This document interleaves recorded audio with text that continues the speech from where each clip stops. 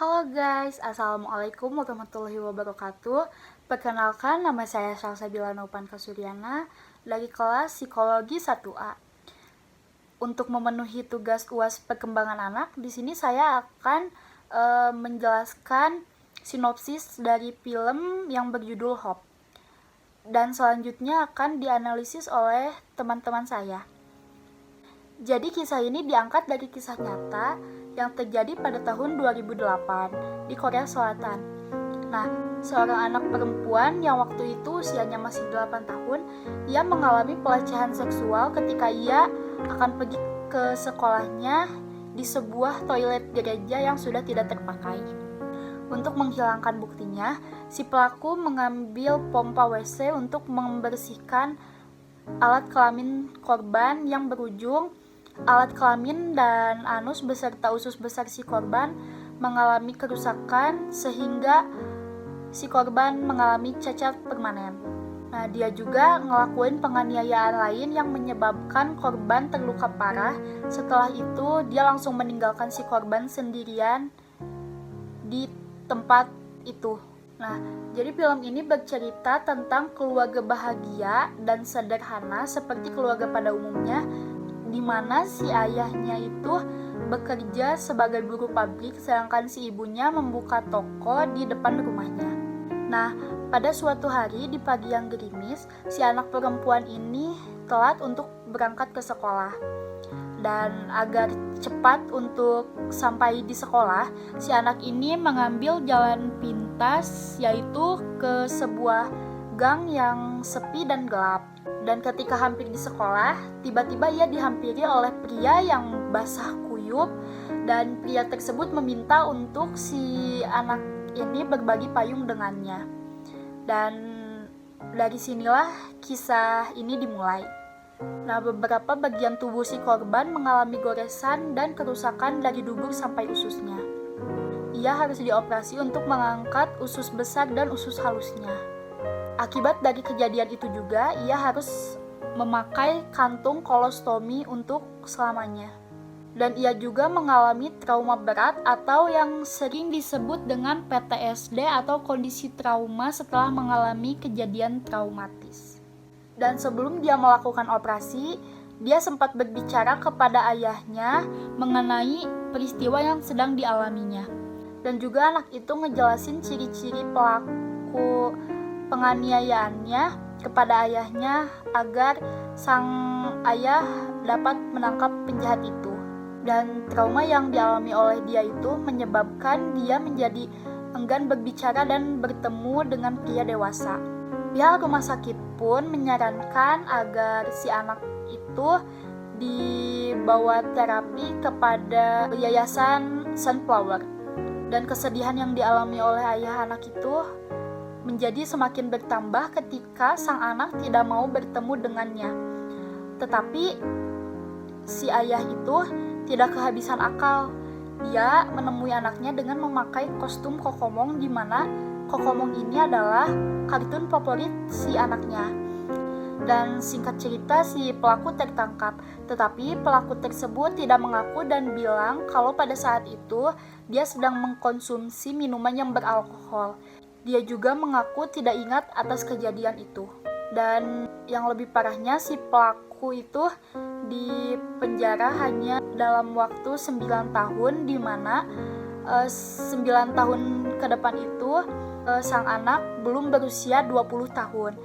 Dan pada 2020 kemarin, si pelaku sudah keluar dari penjara. Sekian penjelasan sinopsis dari saya, dan sekarang akan dilanjutkan oleh teman saya. Halo semuanya, perkenalkan nama saya Gaitsi Salsabil dari kelas PS1A dengan NPM 988240512141118. Di sini saya akan mereview film Hope yang dikaji berdasarkan teori perkembangan anak. Film Hope ini berkaitan dengan teori perkembangan sosio-emosional pada masa pertengahan hingga akhir anak. Menurut buku Sandrock, ini ada yang pertama itu teori perkembangan kepribadian dan emosional, yaitu the self, teori the self. Yang pertama ada memahami orang lain. Pada masa kanak-kanak pertengahan hingga Hingga akhir, anak-anak menunjukkan peningkatan pengambilan perspektif, kemampuan untuk mengasumsikan perspektif orang lain, dan memahami pikiran dan perasaan mereka. Dalam pandangan Robert Seligman tahun 1980, pada usia sekitar 6 hingga 8 tahun, anak-anak mulai memahami bahwa orang lain mungkin memiliki perspektif karena beberapa orang memiliki lebih banyak akses ke informasi. Contohnya ketika adegan di rumah sakit, Sowon baru tersadar, lalu dia bertanya kepada ayahnya apakah pekerjaan ayahnya sudah selesai atau belum. Itu menunjukkan bahwa Sowon memiliki kemampuan untuk mengasumsikan perspektif orang lain dan memahami pikiran dan perasaan ayahnya sendiri. Selanjutnya ada harga diri. Harga diri mencerminkan persepsi yang tidak selalu cocok dengan kenyataan. Dalam film ini, Sowon merupakan seorang anak yang mengalami pelecehan seksual. Dia merasa harga dirinya jatuh karena apa yang telah terjadi kepadanya. Maka dari itu, ada juga beberapa strategi yang baik untuk meningkatkan harga diri anak secara efektif. Menurut buku Santrok ini ada 4 cara untuk meningkatkan harga diri, yaitu dengan cara yang pertama, mengidentifikasi penyebab harga diri yang rendah. Nah, seperti yang kita tahu bahwa penyebab harga diri Sowon jatuh itu karena dia merupakan korban pelecehan seksual. Lalu yang kedua itu memberikan dukungan dan persetujuan sosial. Nah, di sini keluarga Sowon setuju untuk menghubungi Sunflower Center, yaitu tempat untuk membantu anak-anak yang mengalami pelecehan seksual. Lalu yang ketiga, membantu anak-anak mencapai. Ini tuh seperti yang dilakukan keluarga Sowon dan teman-teman dari orang tuanya mendukung Sowon untuk bangkit, hingga dia tuh memberi barang, sejumlah uang, dan lain-lain. Lalu yang keempat, membantu anak-anak mengatasinya. Nah, Sowon juga didampingi oleh ahli terapi dari Sunflower Center untuk memulihkan kondisi fisik maupun psikologisnya. Untuk memulihkan kondisi fisiknya, ia harus dirawat di rumah sakit, lalu ia juga menjalankan operasi. Dan untuk penyembuhan psikologisnya dilakukan dengan cara bermain. Contohnya keluarganya memakai kostum karakter Kokomong, itu karakter kartun kesukaan Sowon, lalu menari di depannya. Karena menurut ahli terapi, anak-anak melepas stres dengan cara tertawa dan bermain. Lalu yang selanjutnya ada emotional development atau perkembangan emosional. Perubahan perkembangan emosional pada tahap ini termasuk peningkatan pemahaman tentang emosi yang kompleks seperti kesombongan dan rasa malu. Mendeteksi bahwa lebih dari satu emosi dapat dialami dalam situasi tertentu. Dengan mempertimbangkan keadaan yang mengarah pada reaksi emosional, peningkatan kemampuan untuk menekan dan menyembunyikan emosi negatif, dan menggunakan strategi yang dimulai sendiri untuk mengarahkan perasaan. Seiring bertambahnya usia anak-anak, mereka menggunakan berbagai strategi coping dan strategi kognitif yang lebih besar. Nah, ini udah disebutkan di atas bahwa Sowon memiliki lebih dari satu emosi dalam satu situasi ketika saat itu, yaitu rasa malu, sedih, bahkan sempat trauma kepada ayahnya sendiri. Sehingga ketika ayahnya ingin bertemu Sowon, ia harus menggunakan kostum karakter kesukaan putrinya itu. Namun lama-lama Sowon juga mengerti dan menggunakan strategi yang dimulai sendiri untuk mengarahkan perasaannya untuk kembali dekat dengan ayahnya. Yang selanjutnya ada moral development atau perkembangan moral. Perilaku prososial melibatkan perilaku moral positif seperti berbagi. Anak-anak mengekspresikan ide-ide objektif tentang keadilan. Lalu anak juga mulai memahami dan bersimpati dengan orang lain. Contohnya ketika Sowon akan pulang dari rumah sakit, teman-teman sebayanya menulis ucapan dan menempelkannya di pintu toko rumah Sowon.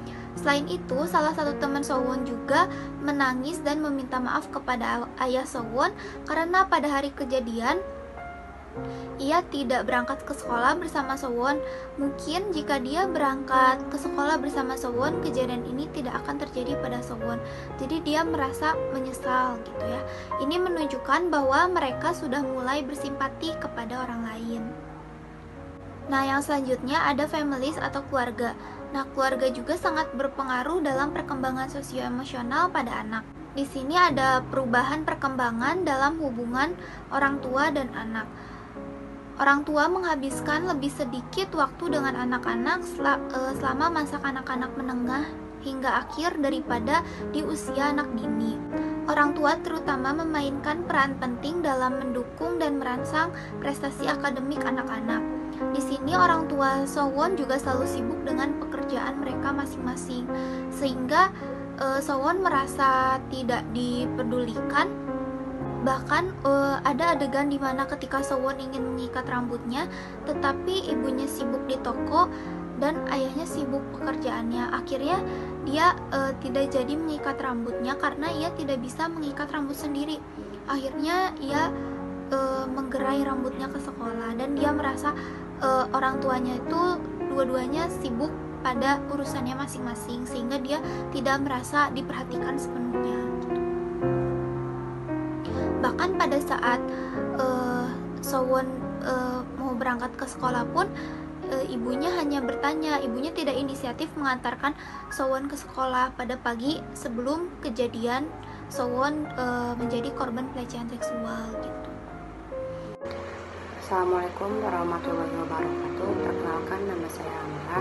Saya akan menganalisis film pop menurut buku Diane. Menurut buku Diane, Sowon memiliki depresi masa kecil. Salah satu gejala depresi adalah menangis, perasaan tidak berharga, sering berpikir tentang kematian.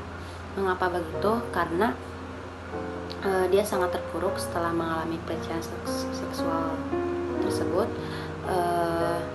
Dia selalu menangis, merasa dirinya tidak berharga karena terjadinya pelecehan tersebut. Sowon memiliki fobia sosial atau kecemasan sosial, ketakutan ekstrim, dan penghindaran situasi sosial seperti bertemu seseorang di jalan karena Sowon membenci orang dewasa laki-laki.